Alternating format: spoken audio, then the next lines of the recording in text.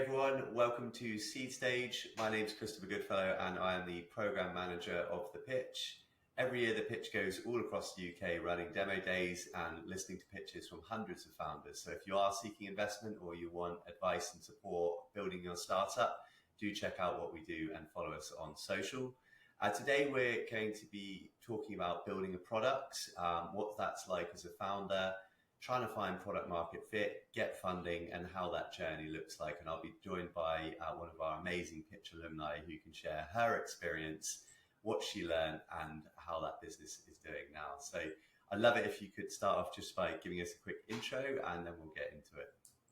So hi, my name is Tanuvi Ethunandan, and previously I was the founder of Data Duopoly. More recently, the tech has since been sold, and I've now started Tanuvi in Product, a place to share my product learnings, how to achieve product market fit for product professionals, and I'm now a product manager at a Cornwall-based startup/scale-up, Hertzian, that specializes in AI semantic and sentiment analysis. Amazing. And you've been on that whole journey from sort of idea stage to getting funding, to getting a product out there, and even to selling a tech at the end. So it's going to be fantastic to unpack that and hopefully give the audience a lot of context about each stage of the journey. But let's go right back to the beginning. Tell us about kind of where the initial idea for Data Duopoly came from and kind of what sparked that sense of like, I've got to do this, I've got to pursue this as a business. So Data Duopoly really started off with seeing what Waze did in the automobile sector, using crowdsourced location to help people have better journeys. So I thought, couldn't that be done for people when they go to visitor attractions? Currently, most people enter through the front door and then all turn left because there's a sign, and you end up in a queue or a bottleneck, really frustrated with your day out. So I thought, how could we encourage hyper-localized exploration? And that's where Data Duopoly was born, effectively using crowdsourced location, sending everyone on personalized routes and helping them explore to better level. Thanks for explaining sort of how you came up with the idea, but what was it like in the early days? Like how much support did you have and what were you doing sort of day to day for work? I think that's so interesting. I think when you're starting a startup, actually there's no rule book and it's trying to figure it out as you go along. As a first time founder, I very much felt that. I was very fortunate that I came through an incubator program called Launchpad based down in Cornwall, but through then there were amazing connections and founder networks that really helped guide along the way. And I think that's actually something that's so important in those early days. Other founders you can speak to, hearing what works for them, and just going out and constantly trying to ask your clients or potential future customers, what do they want? What do they need? What are their pain points? And I don't think that can be stressed enough. It's so important to understand what the true pain points are. I think at Data Duopoly, we certainly would have saved quite a lot of time. We spent a little bit more time on that initial market research. And I think it's a journey that maybe as a second time founder, I'll certainly be taking on very importantly. I love that tip. And so you were building something that's quite complicated, and in a way it was difficult to get feedback because you're talking, it's B2B and you're going into larger organizations like theme parks and things like that. So when you did do that market research, like how did you get those calls? How did you get to the right person in a giant organization and convince them to give you your time when effectively you had nothing to show them at that point? I think that's a really good point. And honestly, it was sending a lot of emails, but actually trying to leverage any personal connections. Being based down in the Southwest and in Cornwall, I think there's a really collaborative atmosphere. So driving up, knocking on doors actually proved to be quite successful. And I think boots on the ground, having a friendly smile, sort of sharing that you want to help solve their pain point actually goes down really well. So that worked really well in the early days. Going forward from that, actually attending free trade shows, sometimes they can be extremely expensive. So finding out the ones that are free to attend, local to save on travel costs, and going up to every stand, introducing yourself, being a friendly face and saying, I'd really love to ask you a quick few minute questions. And that was really successful. And sometimes that led to a follow-up conversation with another person on the team, really to understand the customer to much greater detail. But there was no easy way. It was a lot of networking and going out and speaking to people. So boots on the ground, very much. Definitely. And so when you first started building the products, you've done a bit of market research. Like what was that first MVP like and what was it like capable of, I guess, from a technological standpoint? So if I go for the true MVP that we piloted at a major attraction, it actually didn't work from a technical perspective. It was a placebo, as you might say. So it was all manual. The theory was, and the product hypothesis was, people would want to download an app, and based on different locations, they would get pings of what's near them, what's exciting, get exclusive discounts. I had organized what the discounts were. As a team, we'd sort of figured out what we wanted to send, but there was nothing automatic about it. During the pilot, it was manually sending these offers to people based on their location while using the app. But that was what we tested. And it was a cheap way, especially when I'm not a developer by trade. So actually paying for development talent was really expensive. It was seeing what worked, how people responded, and taking that on to the next sort of development of the product roadmap. And I think that was invaluable because it saved us time and money. And also, it really got a feeling of how people would interact with the final product. And what did you find? What were those initial sort of feedback from the users on the ground? Did people use the offers? Like, did it start to get traction? Definitely. In our first pilot site, we had a 33% uptake on monetary offers. And we found that monetary offers in those visitor attractions worked a lot more effectively than just sort of blanket notifications. But one thing was really surprising for us was actually just letting people know of what's going on. Working in a visitor attraction, actually letting people know there's a fantastic storytelling experience starting right where you are in 5 minutes. That had a really big uptake. I don't know if you've been to maybe the zoo, you missed the Pingu talk because you're all the way in the tiger section and actually wish you were in the right time at the right place, even if you have an agenda on the app. So those relevant pings of the things that are happening within walking distance and you can actually attend in the time frame were really well received. And that's something we took with us, that it didn't necessarily just need to be monetary discounts, it could be experiences or just letting people know what's going on that's relevant to them. And is that the data from that pilot? Is that what you took to your initial investors? Like, when did you start to get money to actually build the thing for real? Definitely. So that was invaluable. We got that data and then we raised a round. And I would say the business started and incorporated at the end of 2019. And the best will in the world, there was nowhere on the risk forecast a global pandemic. So we certainly had to adapt as we went along. And one thing I found, we also had to adapt how we did our fundraise because suddenly you couldn't go out and meet investors face to face. So we became really clear at showcasing what the data was, what we had, and what our product vision was. We had the advantage that we'd done a real life pilot. We knew what we wanted to build and potentially could be the answer to recovery post the pandemic when people started entering back into venues. So that put us in a good position, but we didn't know that at the time. It was so much uncertainty, and I think that agility is so important. So yes, the data was really important, but more importantly was the agility in telling the story and seeing where the product could go. Right. And how did that first round play out? Like, how much did you end up raising? So our first seed round was closed for just over £250,000, and that was with private investment from some major organisations, including the European Space Agency and some fantastic angel investors.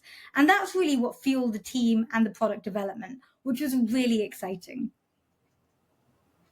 Amazing. And then, so you've kind of done a pilot, you've raised some money. Take me through the timeline of kind of actually going to market with a sort of functioning MVP where the tech is kind of all there and built, ready to go.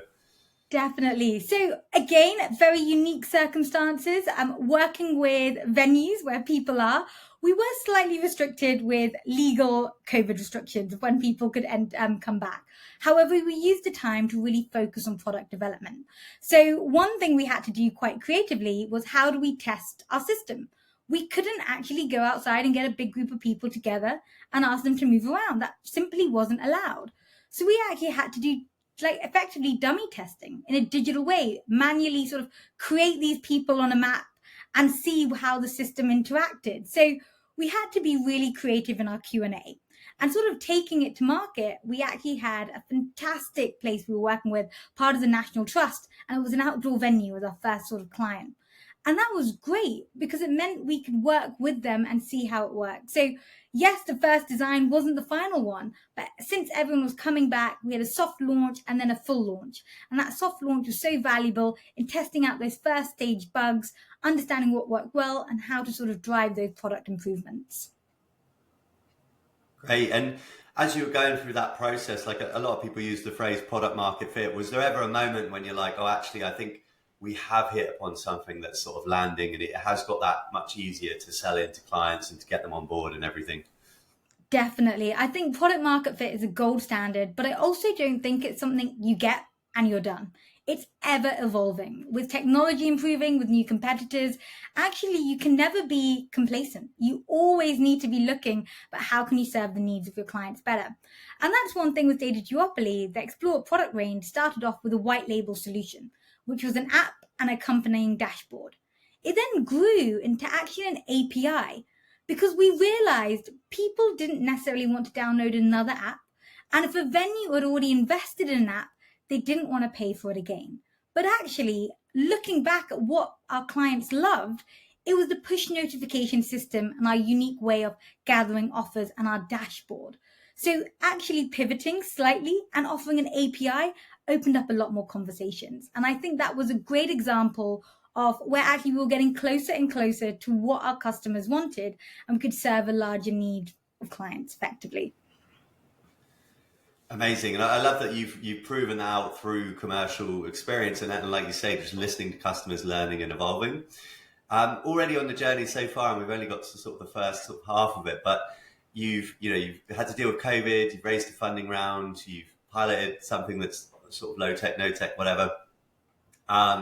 What was that whole experience like for you in lifestyle terms? So like how many hours were you working? Kind of what did that feel like as an entrepreneur? So it's very odd. So I came from the world of finance beforehand and very long hours, busy season being very famous. That being said, being a founder is definitely the hardest job I've ever done, but it's also one of the most enjoyable just because it's so much autonomy and creativity. Because one day I might be at Slush in Helsinki speaking to fellow founders and listening to Galantis play peanut butter jelly while meeting investors. And another day, I was actually boots on the ground speaking to 170 different small business owners to get feedback on the product over the course of a few weeks. And I think that variety is something that I absolutely loved. And actually figuring it out, I think that was so interesting as a person. I always want to find ways to solve problems. And that's what a founder is. It's you see a problem and you think, how can I solve it? Knowing that the first solution probably isn't the best one, but you keep iterating and iterating. And I thought that's what's really exciting. So I definitely worked longer, but I think I had a lot more fun along the journey. I love that, and develop that idea or that point, sorry, at the end there a little bit more. So when you now think about sort of assessing ideas and kind of if you spot an opportunity, how to validate it, is there anything you'd share with kind of entrepreneurs that are at the start of that journey that are kind of knocking around an idea or have started working on something of how to kind of understand whether it's a good opportunity and how to sort of prove their hypothesis? Definitely. I think two things, if I could say to my former self, is the first thing is even if it looks ugly, release it. Get some initial feedback because it's a lot easier to fix at this stage rather than making it look great and then going back and redoing work. So don't be afraid if it doesn't look as great as you want. That's fine. The second thing, I think, is actually having the confidence in your ideas. There's going to be so much noise out there. There will always be a competitor doing something that's slightly similar and people telling you that's been done before. But if you really believe in something, you've got to try it because you're the person that's seen that problem in a very unique setting and has found an innovative solution. And I really think founders need to sometimes trust their gut, certainly in the early days where you don't have data to help those decisions. Just see what sticks and keep going. As long as it's low fidelity, low cost, not too high quality at this stage, you can take those risks. And then when you start getting some positive indicators, that's where time, resource, and capital can go behind it. And I think that's the best way to try and build a product rather than going all guns blazing, first in, which could end up being quite an expensive mistake. And what about your sort of balance of optimism and pessimism? Because you started off on this project, like you say, sort of guns blazing, ready to go, and you're a very optimistic person by nature. Now that you're potentially going forward to start another company in the future and so on, like how do you sort of capture that and not be, I guess, like tainted by the experiences, by the knocks, by the hard things you've been through? I think one of the joys of being a first time founder is that you don't realize how tough it really can be. You just never experienced it. So that is that wave of optimism to just keep going. I think if I were to set up another business and be a second time founder, I would certainly be a lot more pessimistic. And that's not my character, but I'd be questioning, is this the right decision? What's the data telling me? Is this commercially viable? Rather than trying to think, I love this feature. It looks really great. I'd be asking slightly harsher and more difficult questions. And I think both those views are valid, and it's getting that balance that's really important. But ultimately, if I was to do something again, I think I'd probably do it as a side project, keeping a stable income, allowing myself to try something on a smaller level, see if it sticks, and take that sort of graduated risk rather than necessarily going all in from the ground up. Yeah, I couldn't second that anymore. I really believe in that idea that, if you have the space to try and prove things, to test things while you've still got your income, like that's a great way to do it, to validate your thinking before you sort of jump in 100%. So we obviously met on the pitch, and I think you took part in the Bristol final, if I'm not correct. Yeah, tell me about, and the audience, about your experience with the pitch and how you found getting up on the stage for the first time. So the pitch was actually, I think, the very first pitching competition I did. So it certainly was a shock. I wasn't very used to public speaking. I remember there was a great day in Bristol where we were networking with other founders. We had workshops during the day, which were really valuable. That's the first time I'd heard about a sales pipeline. I'd never heard that term before, which again shows as a first time founder, you learn new things very quickly. And sort of identifying that you need a big funnel and sort of you qualify leads. Following on from that, I remember getting up at the front of the room and speaking to an audience. And I remember there was a video camera recording me, and I was absolutely terrified of that little red dot. That being said, the room was so supportive. I got some great feedback and I thought nothing of it. And then, Chris, I think I got a call from yourself saying you've reached the finals in London, and I was over the moon. And we reached the final 10, and that was an incredible experience. Going down, going to the city, pitching in front of everyone, having some fantastic conversations, meeting founders, some of whom I'm still in touch with today, on group WhatsApp groups, sharing ideas and sort of supporting each other.